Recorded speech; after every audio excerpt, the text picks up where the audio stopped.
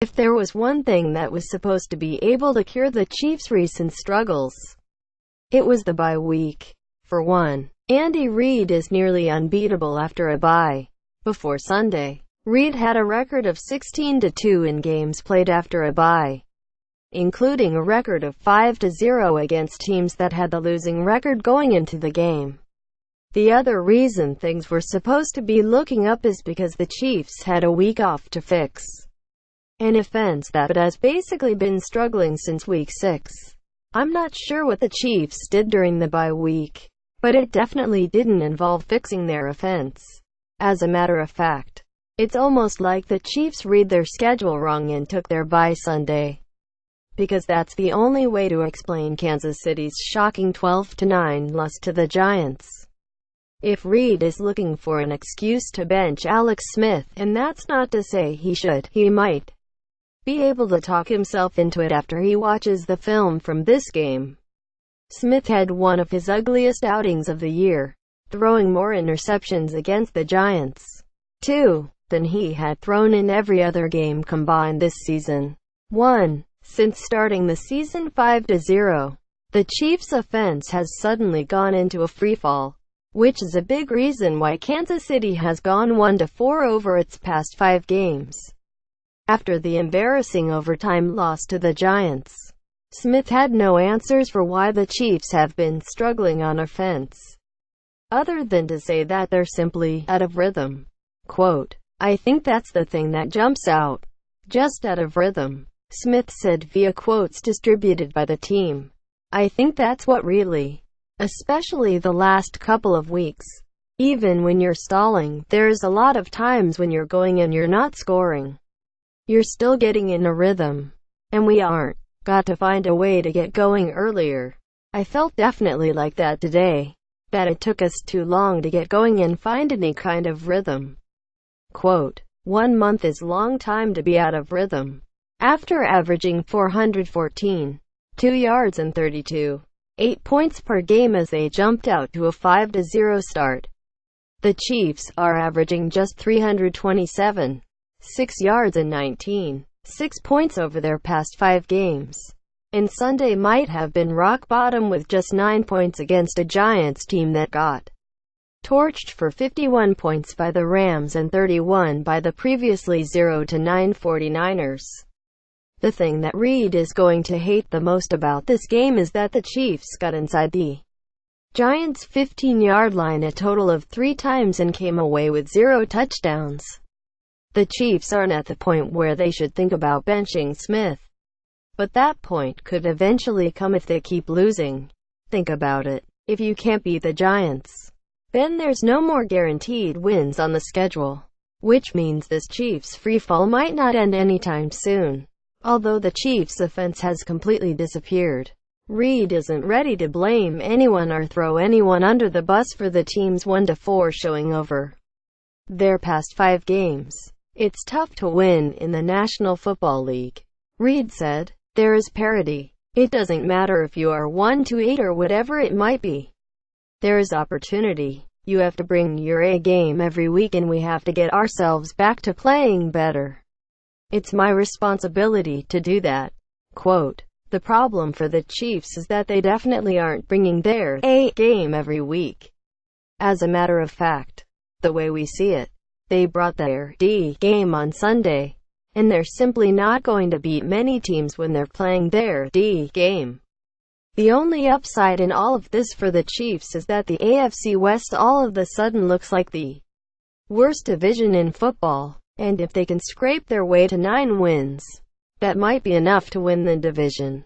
Of course, if the Chiefs were to collapse and miss the playoffs this year, then moving on from Smith to Patrick Mahomes for next season would probably be the easiest decision that Reid has ever made. N.Y. Giants 12-9 OT over Kansas City Chiefs. D. If Andy Reid is looking for an excuse to bench Alex Smith, he might be able to talk himself into it after he watches the film from this game. Smith had one of his ugliest outings of the year, throwing more interceptions against the Giants, 2, than he had thrown in every other game combined this season. 1. Since starting the season 5-0, the Chiefs' offense has suddenly gone impotent as Kansas City has gone 1-4 over its past 5 games. The thing that Reed is going to hate the most about this game is that the Chiefs got inside the Giants' 15-yard line a total of 3 times and came away with 0 touchdowns. Reed's team are usually dominant following a bye. The Chiefs coach had been 16-2 in his career following an bye week, but they fell flat against what has been one of 2017's worst teams, Giants. B. This game seems to have answered the question of whether or not the Giants are quitting on Ben McAdoo, and the answer is no. At 1-8, the Giants had absolutely nothing to play for on Sunday, but they were still able to pull off one of the biggest upsets of the season. McAdoo seems to have finally realized that he needs to do whatever it takes to turn the Giants' season around, and he showed that on Sunday by throwing the kitchen sink at the Chiefs. Not only did he call for a fake punt, but the Giants coach also called a halfback pass. Houston 31-21 over Arizona Cardinals. C. If Blaine Gabbert has to win the game on his own, then you're probably not going to win, which is something the Cardinals found out in Houston. Gabbert actually played a decent game, but he didn't get any help from a Cardinals ground game that has suddenly disappeared. For the second week in a row, the Cards did everything possible to get Adrian Peterson going, and for the second week in a row, Peterson looked like an aging running back who might be nearing the end of his career. Peterson carried the ball 14 times for 26 yards, and the most shocking part of that total is that he couldn't even top his 29-yard output from last week's game against the Seahawks. Texans. B. After 2 straight losses since Deshaun Watson's injury, the Texans finally proved that they can actually win a game without their rookie quarterback under center. The secret to being successful in the Texans' offense is to throw it up to DeAndre Hopkins as often as possible, and that's what Tom Savage did against the Cardinals. Savage threw for 230 yards and 2 touchdowns, with 76 yards and one of those touchdowns going to Hopkins. The Texans also got a huge performance from Deanna Foreman, who carried the ball 10 times for 65 yards and 2 touchdowns. Unfortunately for the Texans, it looks like they're about to lose another talented rookie for the year because Foreman reportedly tore his Achilles. Baltimore 23-0 over Green Bay. Ravens. B. The Ravens' offense couldn't seem to do anything against the Packers, but that didn't matter on Sunday because they weren't really needed, thanks to the fact that Baltimore's defense pulled off one of the most dominant performances from any NFL defense all season. Not only did the Ravens force 5 turnovers, but they also sacked Brett Hundley 6 times. The Ravens also forced their 3rd shutout of the year, which is wildly impressive when you consider the fact that there were only 3 other shutouts in the NFL during the entire season. The Ravens are the 5th team with 3 shutouts in a season in the last 30 years. 3 of the other 4 won the Super Bowl. Pick. Twitter.com. TZKC6 Salatis Tubu ESPN Stats and Info. At Stats Info. November 19, 2017. This win marked the first time since 2013 that the Ravens pulled out a victory in a game where they totaled 220 yards or less. Packers. F. The Packers turned the ball over on their first 3 possessions of the game. And as ugly as that was, things somehow actually managed to get even worse after that. Brett Hundley threw 3 interceptions. The Packers lost 2 fumbles, and the Packers got shut out at home for the first time since November 2006. The Packers' offense was so bad in this game that Mike McCarthy might want to think about giving Colin Kaepernick a call, because there's no way he could be worse than Hundley. Detroit 27-24 over Chicago. Lions. B+. The most impressive thing about the way Matthew Stafford played isn't that he threw for 299 yards and 2 touchdowns, but that he did all that even though he played more than half the game with a noticeable limp. Of course, Stafford didn't have to win this game by himself. He got some help from a Lions defense that seems to score every week. A fumble return by D.J. Hayden in the second quarter was the Lions' 5th defensive touchdown of the season, which is the most of any team in the NFL. Marvin Jones also proved that he might be a better wide receiver than a singer. Watch. Lions Marvin Jones wows Katy Perry with his American Idol audition. https://TMCPZD1SMH pic. Twitter.com FFNETFTM5SI on football. At IWNFL, November 16, 2017, the Lions receiver caught 4 passes for 85 yards and a touchdown. Bears. B. Watching Jordan Howard and Tariq Cohen play for the Bears on Sunday was like watching 2 Tasmanian devils blow through everything in their path. The 2 running backs helped the Bears rush for 222 yards, marking just the 5th time since 2000 that the Bears have rushed for more than 220 yards in a game. The crazy part is that 3 of those instances have come this season with Howard and Cohen in the backfield. If the Bears ever develop a passing attack, their offense would likely become nearly impossible to stop.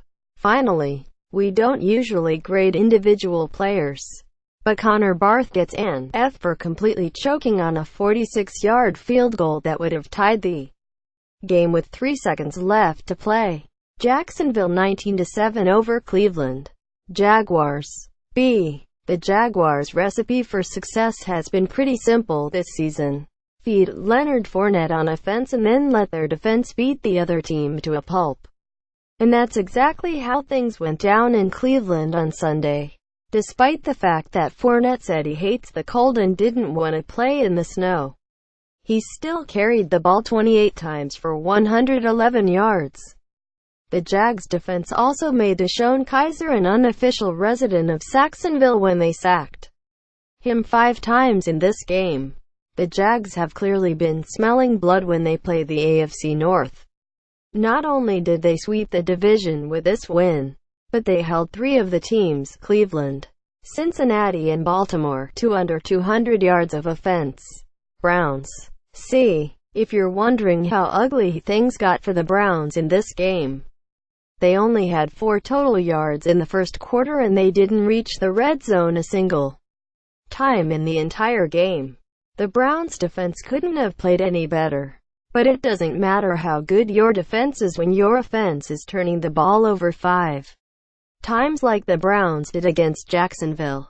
Minnesota 24-7 over L.A. Rams. C. If the Rams have proved one thing this season, it's that they live and die by their run game. When Todd Gurley gets going, that sets up the rest of the offense, because the Rams love to run play action to open things up for Goff.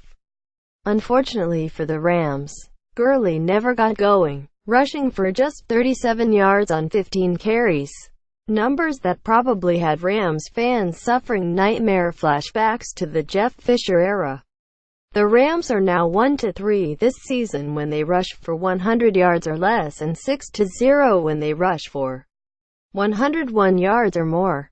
The Rams' defense also struggled, surrendering a season-high 451 yards to a Vikings offense that's not exactly known for its explosiveness. Vikings. A plus.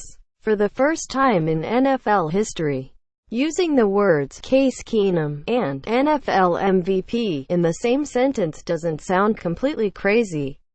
Keenum, who played for the Rams last season, got revenge on his old team by throwing for 280 yards and a touchdown. Adam Thielen wasn't trying to get revenge on anyone, but he still had a big day, catching 6 passes for 123 yards and a touchdown. Keenum also got help from Latavius Murray, who carried the ball 15 times for 95 yards and 2 touchdowns. As a matter of fact, Keenum pretty much got some help from everyone on the roster because this was Minnesota's best all-round team win of the season. Tampa Bay 30-20 over Miami. Buccaneers. B. It's almost fitting that Thanksgiving is this week because the Buccaneers' defense feasted on Jay Cutler with 3 interceptions in the first half. The Buccaneers' defense ended up forcing a total of 5 turnovers in the game, which led directly to 24 of Tampa's 30 points. The Bucs weren't perfect on defense though. They did get shredded by Matt Moore, and that's where Ryan Fitzpatrick comes in. The veteran quarterback did just enough in this game, throwing for 275 yards and 2 touchdowns to help Tampa pull out the win. Fitzpatrick's most impressive drive came in the final 3 minutes when he drove the Bucs 58 yards to set up Patrick Murray's 35-yard game-winning field goal with just 4 seconds left. Dolphins. C. Jay Cutler might want to call Fox this week and see if he can get his job back because it's starting to look like the Dolphins might be better off without him. Cutler got booed off the field after throwing 3 interceptions in the first half and then got pulled from the game at halftime after being diagnosed with a concussion. Matt Moore then immediately won over the Miami crowd by bringing the Dolphins back from a 13-point deficit to tie things at 20 in the fourth quarter. In his one half of action, Moore threw for 282 yards and a touchdown. In his one half of action, Cutler threw for 83 yards with 3 interceptions. The Dolphins also didn't help themselves in the penalty department. Miami was flagged 17 times, which is currently the highest total of any team in the NFL through 11 weeks this season. New Orleans 34-31. OT. Over Washington Redskins. B. The Redskins pulled out all the stops and it still wasn't enough to beat the Saints. For 57 minutes in New Orleans, it looked like the Redskins were going to pull off the upset. Not only did they successfully run a fake punt from their own 15-yard line, but they also led 31-16 with just 3 minutes left in the game. The Redskins lost this game due to a defensive letdown that will probably give Jay Gruden nightmares every night for the rest of the season, especially if the Redskins miss the playoffs by 1 game. The 535-yard total by the Saints was the 3rd most the Redskins have given up since 2007.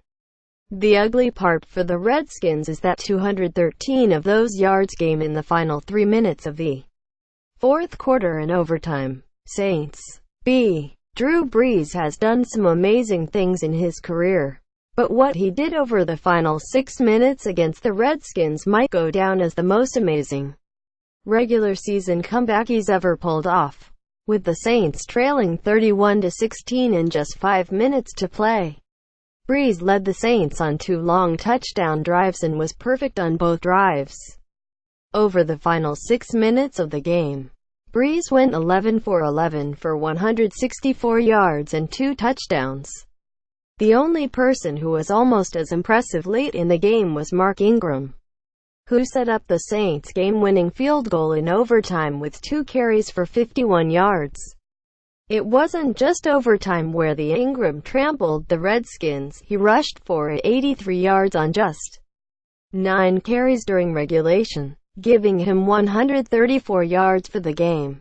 With the win, the Saints are now the first team in the Super Bowl era to reel off 8 straight wins after starting the season 0-2. L.A. Chargers 54-24 over Buffalo Bills. F. Bills coach Sean McDermott gets an F here for his decision to bench Tyrod Taylor in what might go down as the worst coaching decision of all time. McDermott's decision backfired in a historical fashion. In just one half of action, new Bills quarterback Nathan Peterman completed almost as many passes to the Chargers' 5 as he did to his own teammates' 6. Peterman's 5 interceptions in the first half were more than Taylor had thrown the entire season. 3. Thankfully, McDermott benched Peterman at halftime and didn't let him add to his embarrassing total. Chargers. It's not often that a player can rack up 159 receiving yards and 2 touchdowns and get overshadowed in a game. But that's exactly what happened to Keenan Allen. Allen's impressive numbers were basically a sideshow to the circus that was Nathan Peterman's performance. The Chargers defense abused the Bills' rookie quarterback. And really, just abused the Bills all day. Not only did the Chargers defense pick off 5 passes, but they also scored 2 touchdowns. One of those came on a 59-yard pick-six from Corey Toomer, while the other one came on a fumble return by Melvin Ingram. The 54 points scored by the Chargers was the team's most since they also scored 54 in 1985. Cincinnati 20-17 over Denver. Bengals. The fact that the Bengals won this game was a minor miracle considering they had a punt blocked, missed an extra point, and only put up 190 yards of total offense. Including Sunday's win, the Bengals are now 2-41 since 1990 when they rack up 200 or fewer yards on offense. The Bengals can pretty much thank Andy Dalton for the win. Although he didn't put up big numbers, he did come through in the clutch. The Bengals quarterback threw 3 touchdown passes even though he only completed 15 passes in the entire game, and he also helped Cincy's offense convert 7 of 15 third downs, including 2 on one drive late in the fourth quarter where the Bengals were desperately trying to burn the clock. Broncos. The Broncos offense basically single-handedly gave this game away for Denver. Brock Osweiler did his part in the first quarter when he threw an interception in the end zone that Drake Kirkpatrick returned 100 yards to set up a Bengals touchdown. C.J. Anderson also played a part in the loss with a second-half fumble that the Bengals would recover and turn into a touchdown. It might be time for Denver to burn their offensive playbook and start over from scratch. Over the weekend, John Elway said the team has been losing because they're soft. But the real reason is because he hasn't brought in a quarterback who's good enough to win in the NFL. New England 33-8 over Oakland in Mexico. Patriots. It doesn't matter what country you put Tom Brady in. He finds a way to dominate no matter what. With 339 yards against the Raiders, Brady became the first player in NFL history to throw for more than 300 yards in 3 different countries. Brandon Cooks probably wishes he could play all his games in Mexico after catching 6 passes for 149 yards and a touchdown. Stephen Gostkowski probably wouldn't mind playing all his games in Mexico either. The Patriots kicker hit 4 field goals, including 1 kick from 62 yards out. Raiders. Losses don't get much uglier than what happened to the Raiders in Mexico. The Raiders played like they weren't able to get their game plan through customs because they got dominated in every way an NFL team can get dominated. They turned the ball over 2 times in the first half and were trailing 30-0 before the third quarter even ended. The only silver lining for the Raiders is that the AFC is watered down this year, that they're still in the playoff race at 4-6.